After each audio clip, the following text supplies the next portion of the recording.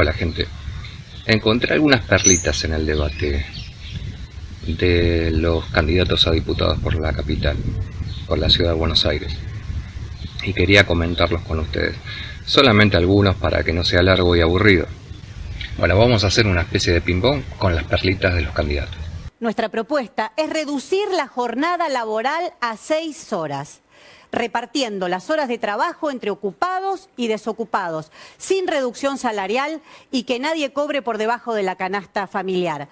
La propuesta de Miriam Bergman de 6 horas, jornada de 6 horas. Sabemos que es buena, sabemos que funciona. El problema es que hay que tener un contexto, no es porque sí. No se impone simplemente, hay que encarar un proceso que desemboque en eso. Los países que lo implementan o las empresas que lo implementan les va muy bien y pagan muy bien. El problema es que hay que llegar a ese estado y esta buena mujer no te dice cómo piensa hacerlo. Arranquemos por lo básico. Para que haya calidad institucional tiene que haber alternancia. Una bolufrase. Alternancia. Si crees tanto en la alternancia, no te presentes a una reelección.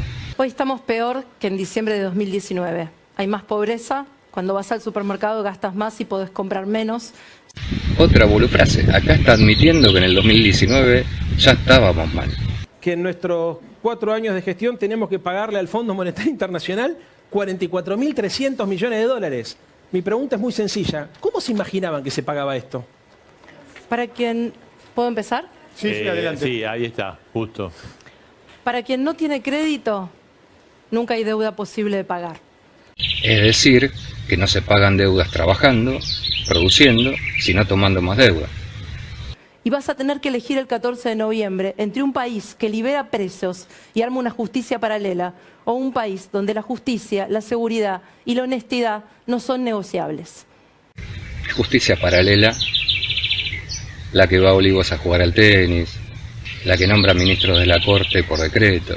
Los países que desarrollaron y que crecieron entendieron esto y lo aplicaron en sus políticas. Y no te hablo de Alemania, que es un país lejano. Te hablo de Perú, de Paraguay, de Uruguay, de países cercanos. Yo no sé si esta buena señora conoce los países limítrofes. Yo no sé si sabe la crisis profunda que vive el Perú. Yo no sé si esta señora conoce la pobreza y el estancamiento de Paraguay. Y yo no sé si esta señora sabe que en Uruguay hay 3,5 millones de habitantes permanentemente, porque ese maravilloso sistema expulsa a los jóvenes permanentemente. ¿Cuál es el problema más importante que hoy tiene la Argentina? La inflación y la caída de la actividad económica. ¿Cómo se resuelve este problema? Con dólares. El problema recurrente de las crisis en la Argentina es la falta de dólares. La cuestión dólares. No es cierto que la inflación se vaya a resolver con dólares. Durante el macrismo hubo muchos dólares y la verdad es que se perdieron, se fugaron. Le resolvieron la vida a más de uno, pero no se resolvió la inflación, para nada.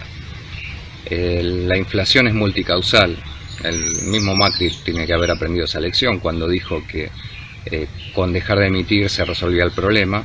Dejó de emitir y la inflación se duplicó. Entonces, es un tema muchísimo más amplio que es digno de un video propio. En la Constitución original de Alberdi no había coparticipación, ¿sí? Y la coparticipación es una idea de la justicia social que es verdaderamente injusta, porque ¿saben qué? Digamos, la ciudad autónoma de Buenos Aires es quien más es perjudicado groseramente.